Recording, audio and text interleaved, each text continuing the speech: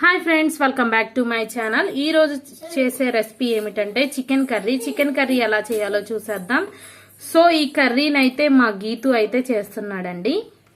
గీతు, ఈ రోజు నువ్వేం కర్రీ వండుతున్నావు Geetu? Chicken curry. Wow.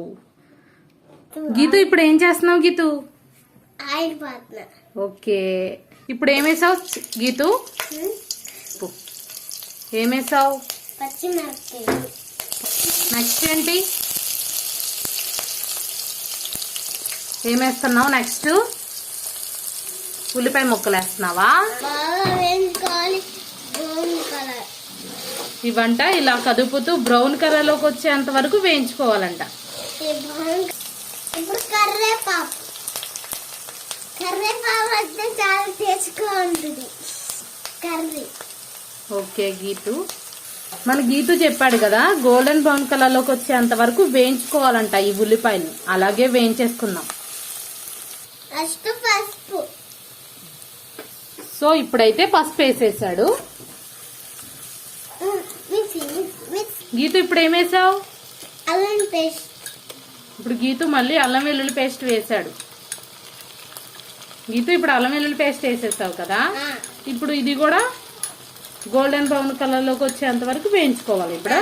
Okay, so ముందుగా వాష్ చేసి పెట్టుకున్న చికెన్ అయితే వేసేసుకుంటున్నావా Geetu? Okay, Geetu ఏమేస్తున్నావు?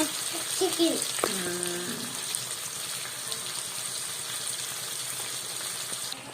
So next ఏం చేస్తున్నావు గీతు? ఏమేస్తున్నావు గీతు? సాల్ట్. ఓకే, టేస్ట్ కి తగినంత సాల్ట్ వేసుకోవాలా?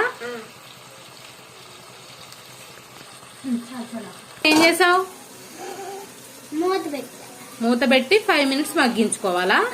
ఓకే, ఇప్పుడైతే మూత తీసేద్దాం. అయితే మేము మూత తీసేస్తున్నాం. మగ్గిపోయింది. సో నెక్స్ట్ అయితే కారం వేద్దాం.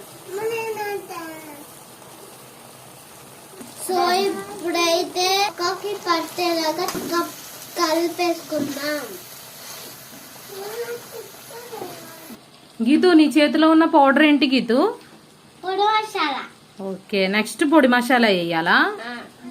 సో అయితే పొడి మసాలా వేసేద్దాం. టేస్ట్ గా. గీతు, ఈ పౌడర్ వేయడం వల్ల కర్రీ ఎలా ఉంటది గీతు?